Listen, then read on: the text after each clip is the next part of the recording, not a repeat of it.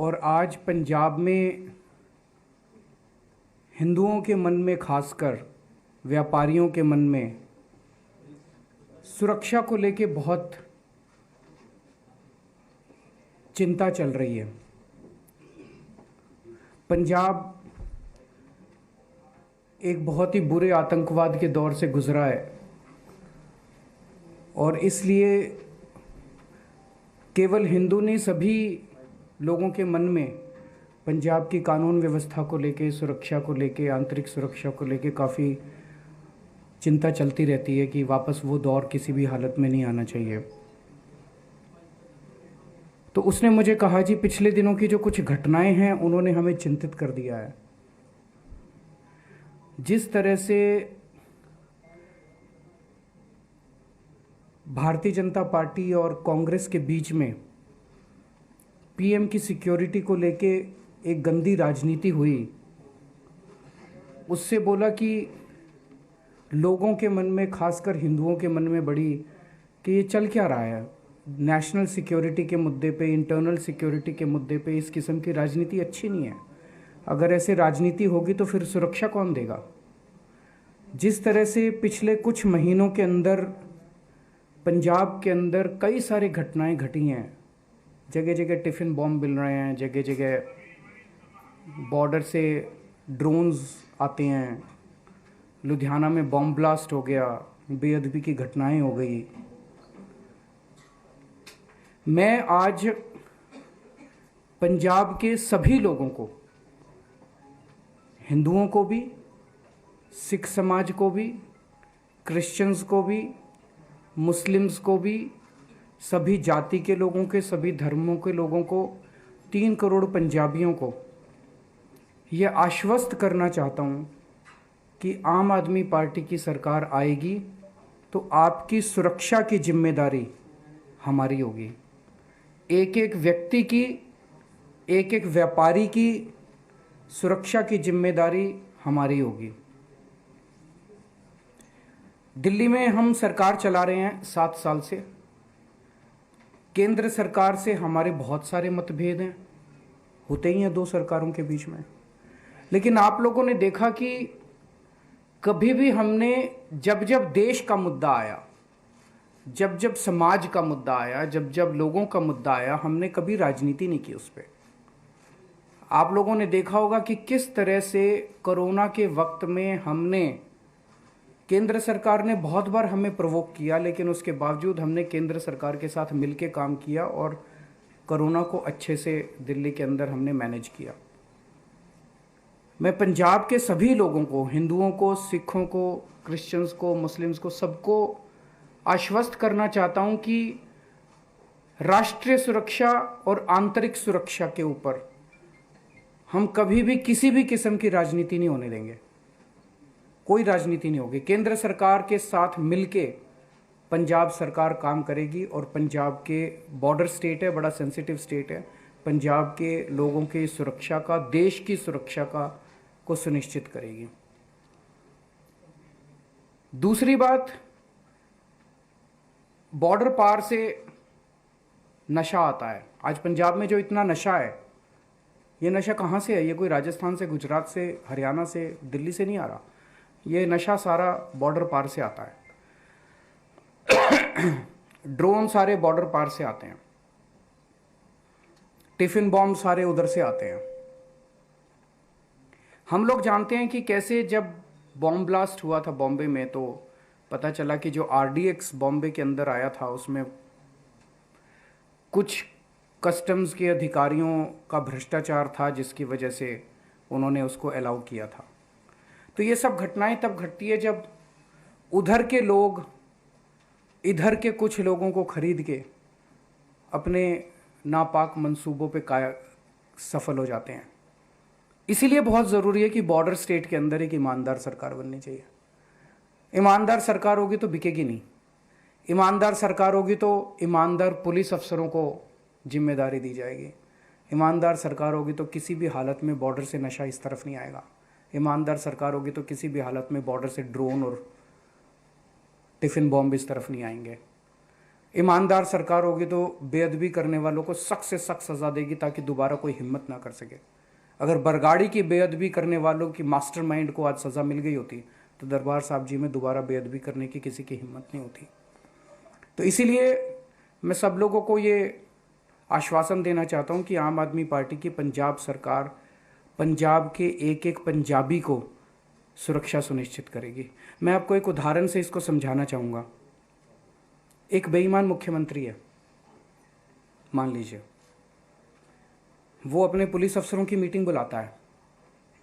उस मीटिंग में वो क्या कहेगा? हाँ भाई तू कितना इकट्ठा करके लाया, हाँ भाई तू कितना इकट्ठा करके, अपने अपने एरिया के पैसे बांध देते हैं ना, ऊपर तक जाता है पैसा एरिया का। और फिर एसपी के लिए, थानेदार के लिए सबकी पोस्टें बिकती हैं, ये इतने की, ये इतने की, इतने। अब जो थानेदार, जो एसपी पैसे देके पोस्टिंग लेगा, जो थानेदार, जो एसपी जिसने महीना इकट्ठा करके अपने मुख्यमंत्री तक पहुंचाना है, वो तो फिर नशा ही बिकवाएगा, वो तो फिर आतंकवादी फैलाएगा, वो तो फिर जनता की सुरक्षा के साथ खिलवाड़ी करेगा। दूसरा एक मुख्यमंत्री है जो ईमानदार है, वो अपने पुलिस अफसरों की मीटिंग बुलाता है और बोलता है खबरदार अगर तुम्हारे इलाके में नशा बिका तो। और फिर देखो पंजाब पुलिस कैसे नशा रोकती है। यही पंजाब पुलिस आपको पंजाब के अंदर तगड़ी सुरक्षा देके दिखाएगी। ऊपर से क्या सिग्नल आता है ये ज़रूरी है। दिल्ली के अंदर जब हमने सरकार बनाई तो कहा जाता था कि सरकारी टीचर तो काम नहीं करते जी, सरकारी टीचर तो कामचोर होते हैं, सरकारी टीचर तो पेड़ के नीचे बैठ के अपने स्वेटर बुनती रहती हैं। उन्हीं 60,000 सरकारी टीचर्स ने आज दिल्ली के अंदर शिक्षा क्रांति करके दिखा दी। यही पंजाब पुलिस, जब उनको ठीक सिग्नल मिलेगा, जब ईमानदार पुलिस अफसरों को ठीक अच्छी पोस्टिंग मिलेगी, यही पंजाब पुलिस आपको अच्छी सुरक्षा देके दिखाएगी। तो आज मैं इस प्रेस कॉन्फ्रेंस के जरिए पंजाब के हर व्यक्ति को, हिंदू, सिख, ईसाई, मुस्लिम, व्यापारी, हर क्षेत्र के व्यक्ति को ये आश्वासन देना चाहता हूँ कि आपकी सुरक्षा की जिम्मेदारी पंजाब सरकार की होगी। चिंता मत कीजिए, ईमानदार सरकार आएगी, बॉर्डर की भी सुरक्षा करेगी और बॉर्डर पार से कुछ भी यहाँ पे अलाउ नहीं किया जाएगा। अगर आपके कोई प्रश्न है तो। आपने कहा है कि बॉर्डर पार से आ रहा है, कुछ अफसरों की मीटिंग हो रही है, बीएसएफ के अफसर हैं या आप? नहीं, मैं ये नहीं, मोटे मोटे तौर पे जब भी होता है, मैं किसी के दोषारोपण नहीं कर रहा, मोटे मोटे तौर पे जब भी इस किस्म की घटनाएं घटती है तो कहीं ना कहीं जब उसकी तहकीकात जड़ में जाया जाता है तो कहीं मिली भगत नजर आती है। ईमानदार सरकार होगी तो सुरक्षा ज़्यादा पुख्ता होती है। सर, बेअदबी मामले में अभी तक इंसाफ नहीं मिल पाया। सरकारें दावा करती रही हैं, पिछली बार भी कांग्रेस की सरकार ने दावा किया था कि हम सजा दिलवाएंगे, पर जब सरकार बन जाती है तो इंसाफ नहीं मिलता लोगों को। क्योंकि जो उनके मास्टरमाइंड है ना, वो बहुत बड़े लोग हैं। इस पार्टी वाले, इस पार्टी वाले, इस पार्टी वाले, ये तीनों एक ही हैं। इनके आपस में शादी ब्याह होते हैं, पारिवारिक रिश्ते हैं इनके। कोई भी पार्टी की सरकार आ जाए वो दूसरों पे आंच नहीं आने देती, आपस में एक दूसरे की सुरक्षा। पंजाब जाए भाड़ में इनकी वजह से, ये इन लोगों का बस चले तो पंजाब को बेच के खा जाएं। तो ये जब भी इसकी सरकार आएगी तो अगर इन्होंने बेअदबी करी तो इनकी सुरक्षा करेंगे, इनकी सरकार आएगी उसने चोरी करी तो उसकी सुरक्षा। आम आदमी पार्टी की किसी से सेटिंग नहीं है, इसीलिए सारे इकट्ठे हो गए हैं। ये सारे इकट्ठे होकर ये चाहते हैं कि आम आदमी पार्टी की सरकार नहीं बननी चाहिए, इनका जो अच्छा खासा खेल है वो बिगड़ जाएगा। अमित शाह जी आए थे, उन्होंने कहा था कि अगर केजरीवाल जी आएंगे तो टेररिस्ट रिवाइवल हो जाएगा पंजाब में। उन्होंने पिछली बार का एग्जांपल भी दिया था कि पिछली बार जब इलेक्शन थे उससे पहले केजरीवाल जी को खालिस्तान जी के घर में रुके। क्या कहना चाहते हैं सर? वो मंत्री ऐसी बात सीधे सीधे आपने कहा, ये बड़े दुख की बात है। प्रधानमंत्री जी लोकसभा में झूठ बोलते हैं, प्रधानमंत्री जी यहाँ आके झूठ बोलते हैं, गृह मंत्री जी उलट सुलट आरोप लगाते हैं। ये शो, इसीलिए मैंने कहा बीजेपी और कांग्रेस आंतरिक सुरक्षा के साथ खिलवाड़ कर रहे हैं और उसके ऊपर राजनीति कर रहे हैं। देश की सुरक्षा और आंतरिक सुरक्षा के ऊपर राजनीति नहीं होनी चाहिए।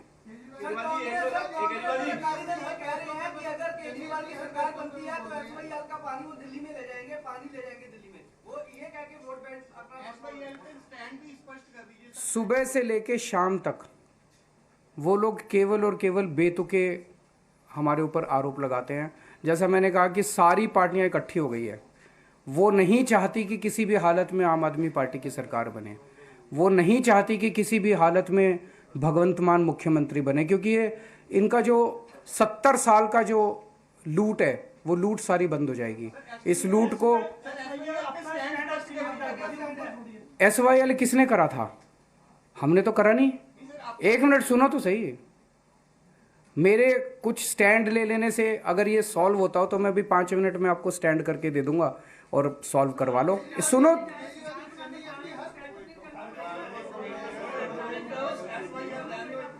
यार मेरे को बोलने दोगे तभी तो कुछ बोलूंगा।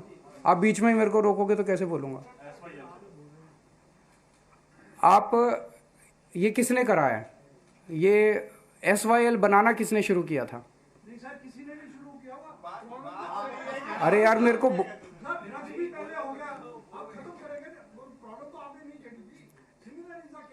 आप मेरे को बोलने देंगे या आप ही अगर बोलना है तो फिर आप लिख लो जो मर्जी लिखना है।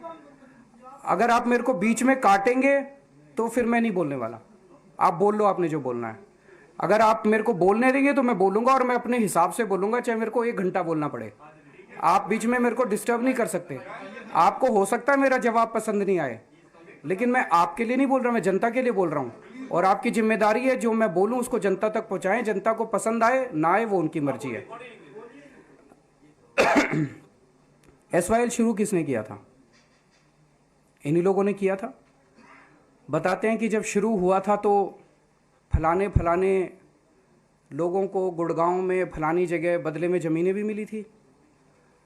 तो इन दोनों पार्टी के लोगों ने मिलके इसकी शुरुआत करी थी। और उसके बाद जब ये मामला पॉलिटिकली सेंसिटिव बनता गया, कई सारे ऐसे मौके आए। यहाँ पे कैप्टन साहब की सरकार थी, ऊपर कांग्रेस की सरकार थी। यहाँ पे अकाली भाजपा की सरकार थी, हरियाणा में बीजेपी की सरकार थी, सेंटर में बीजेपी की सरकार थी। इन्होंने सॉल्व क्यों नहीं किया? ये आके हरियाणा में कुछ और बोलते हैं, पंजाब के अंदर कुछ और बोलते हैं, केंद्र के अंदर कुछ और बोलते हैं, सुप्रीम कोर्ट के अंदर कुछ और बोलते हैं। ये सॉल्व करना नहीं चाहते। ये एक ऐसा मुद्दा नहीं है जिसके ऊपर कि केजरीवाल ने ये स्टैंड बोल दिया तो ये समस्या का समाधान हो गया, फलाने ने ये स्टैंड बोल दिया तो ये समस्या का समाधान हो गया। मेरा अपना मानना है कि पंजाब के जो भी अधिकार हैं, पंजाब का जो भी हक है, वो किसी भी हालत में वो हक मरना नहीं चाहिए। उसको हम सुनिश्चित करेंगे कि पंजाब का जो भी हक है वो हक मरेगा नहीं। ये इस समस्या का समाधान या तो कोर्ट में और या मिल बैठ के, सब लोगों को मिल बैठ के इसका समाधान लेना पड़ेगा।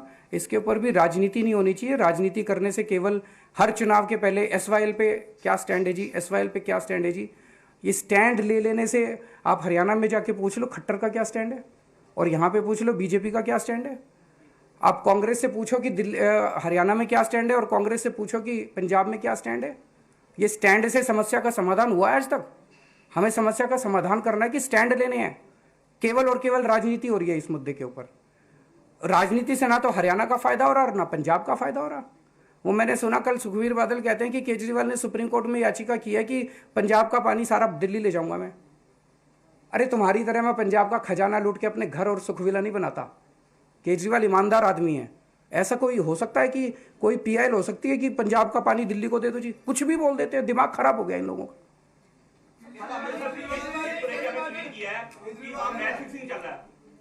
अमृतसर की सीट पे हमने, जैसे मैंने अभी 2 दिन पहले चन्नी साहब के बारे में भी बयान दिया था, हमने सर्वे कराया था। हमने अमृतसर ईस्ट का भी सर्वे कराया और उसमें सिद्धू साहब हार रहे हैं, मजीठा जी हार रहे हैं और मजीठिया जी हार रहे हैं और ये लड़की जीत रही है। और उसका कारण भी बता देता हूँ। हमने इसको भी 2-3 बार सर्वे कराया। लोगों को ये लग रहा है यार लड़की जो है ये अपने में से है। कल को सिद्धू साहब पिछले 5 साल या 10 साल से यहाँ पे है और ना किसी का फ़ोन उठाते, ना किसी से मिलते, किसी को समस्या हो वो उनको अप्रोच नहीं कर सकता। अमृतसर हल्के में ईस्ट हल्के में एक काम नहीं किया उन्होंने। वो कहते हैं हमें अपने में से एक आदमी चाहिए जिसके सुख दुख में रात को 12-1 बजे जरूरत पड़े उसके घर तो चले जाए जी, बीमार है इलाज करा दो। ये लड़की इनकी अपनी है, इनकी अपनी बेटी है, अपनी बहू है। तो ये लोग इसको कम से कम पकड़ के इसको अपना काम तो करा लेंगे। वो लोगों को पसंद आ रहा है। बहुत सारी जितनी पॉलिटिकल पार्टीज आपके एडवर्सरीज हैं उसमें चन्नी साहब से लेके इवन सुखबीर बादल सबका ये आरोप है कि वो कहते हैं कि हमारे जो बचे कुछ कैंडिडेट्स हैं जो यहाँ तक भी कहते हैं कि झूठन है वो आप में जारी, तो आप में नया क्या है? और जो मेंबर पार्लियामेंट है लुधियाना के रवनीत बिट्टू, उन्होंने तो ये तक कह दिया कि हम नहीं भेजे, वापस बुला लेंगे। तो इस पे आपका टेक क्या है? कुछ कहने की जरूरत ही नहीं है, इतने बेतुके बयान है। इस पे आपको टेक क्या चाहिए? मतलब मैं देख रहा था वो रवनीत बिट्टू, वो खुद ही हंस रहा था अपने बयान पे, जो बयान दे रहा था। सर एक राज्यपाल जी बोल रहे हैं कि हम एक खुलासा करेंगे, आपने जो टिकटें दी हैं वो बेच के दी हैं टिकटें। स्वागत है जी उनका, खुलासा करें, टिकट काट देंगे, वो सीट छोड़ देंगे खाली। सबूत तो दो, सबूत तो दो। मैंने एक ऐसे आखिरी मोमेंट पे दिल्ली में एक बार हुआ था, हमने कहा था कि कोई भी अगर गंदा कैंडिडेट होगा, क्रिमिनल बैकग्राउंड का होगा, ये होगा, मतलब झूठे सच्चे केस, तो केस की बात नहीं कर रहा, एक केस में एक आदमी ने साबित कर दिया कि उसने अपनी फलानी किसी कोई उसने किया था, जो कि साबित हो गया। चुनाव के 48 घंटे पहले हमने उसकी टिकट काट दी थी।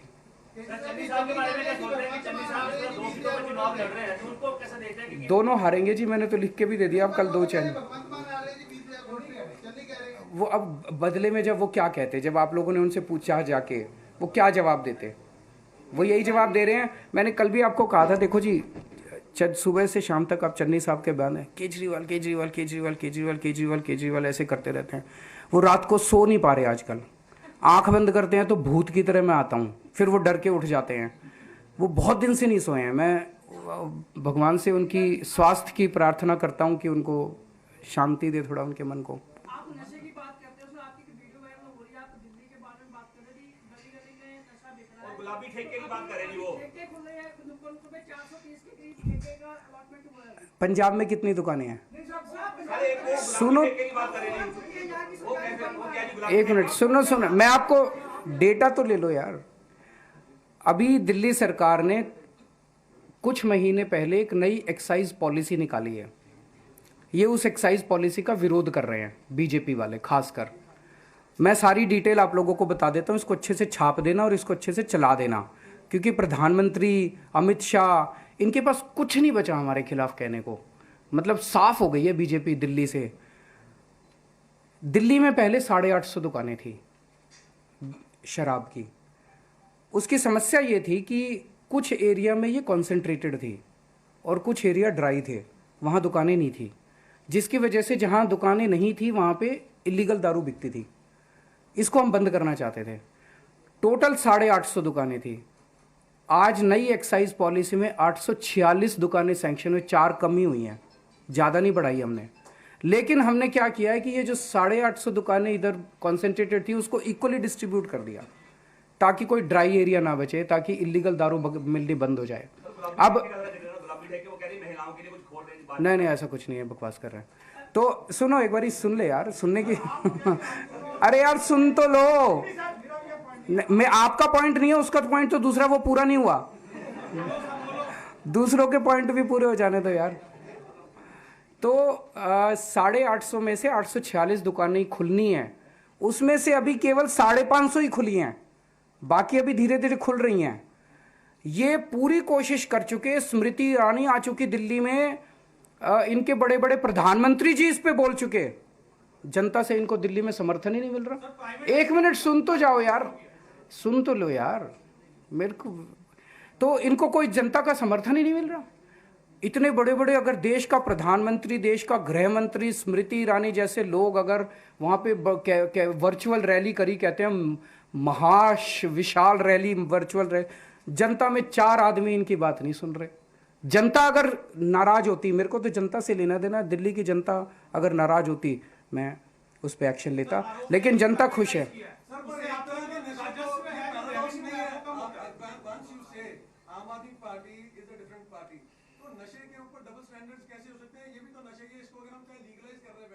आपके हिसाब से प्रोहिबिशन होना चाहिए। मैं तो आपसे पूछ रहा हूँ जी, मैं तो एक मिनट, नशे की बात हर एक पार्टी कर रही है, सॉल्यूशन तो आपने कहा कि आप नए सॉल्यूशन देंगे। मैं आपसे ये पूछ, एक होता है शराब,